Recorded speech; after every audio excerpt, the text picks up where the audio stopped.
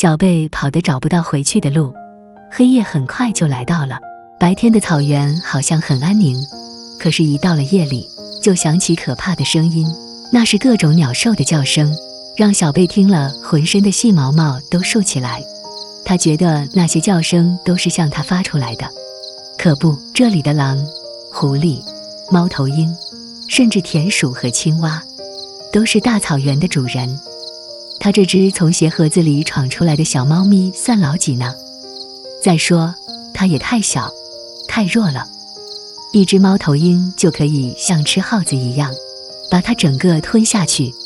他总觉得身后边有什么东西在追他，所以用尽全身的力气往前跑。他跑得4条腿发软，一个劲摔跟头，摔倒了，躺在地上喘口气，觉得有点力气了。他又爬起来，接着跑。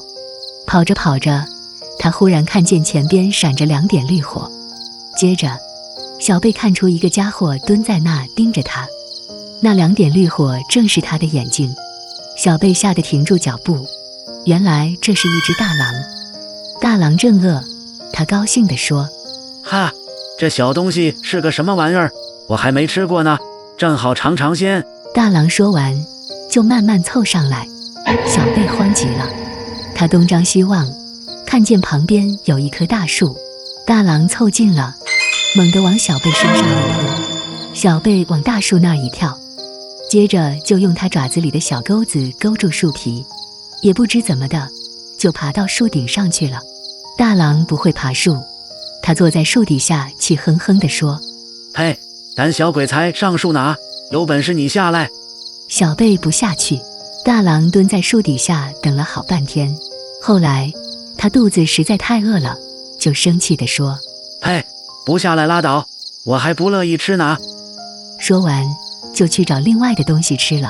小贝怕再碰见大狼，就一直待在树上。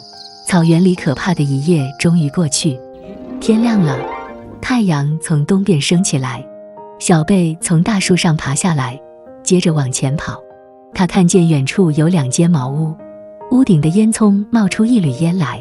看见房子，小贝觉得很亲切，他使出最后的力气走到茅屋那去。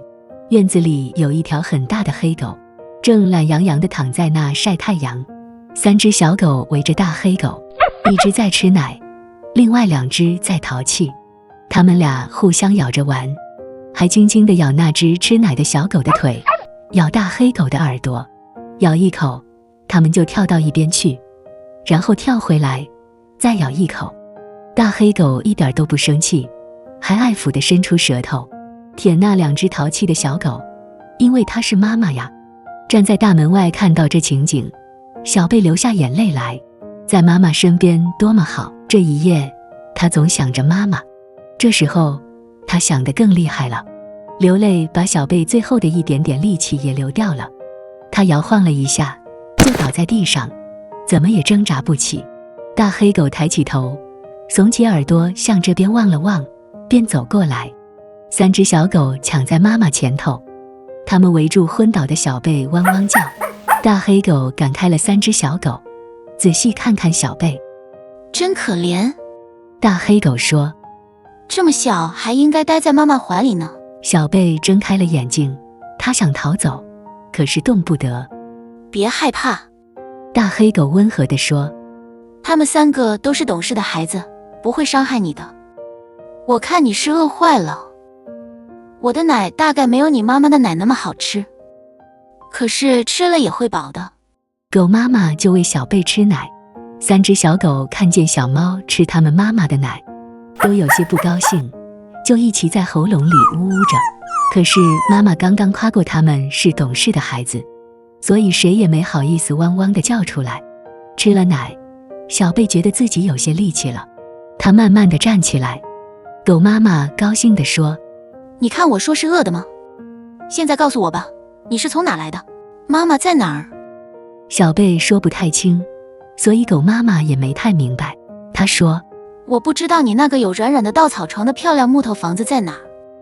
这样吧，你太累了，也太弱，就先住在我们这。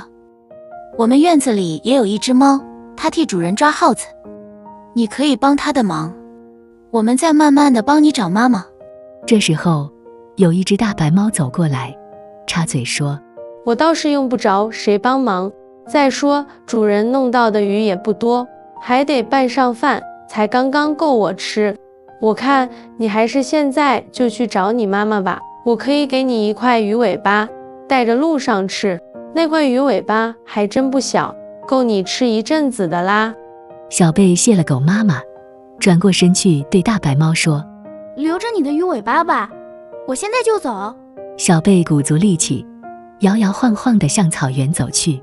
狗妈妈看着渐渐走远的小贝，叹息着说：这只小猫咪倒是挺有志气的。大白猫在一旁哼了一声，瞪了狗妈妈一眼说：有志气是有志气，就是太爱管闲事了。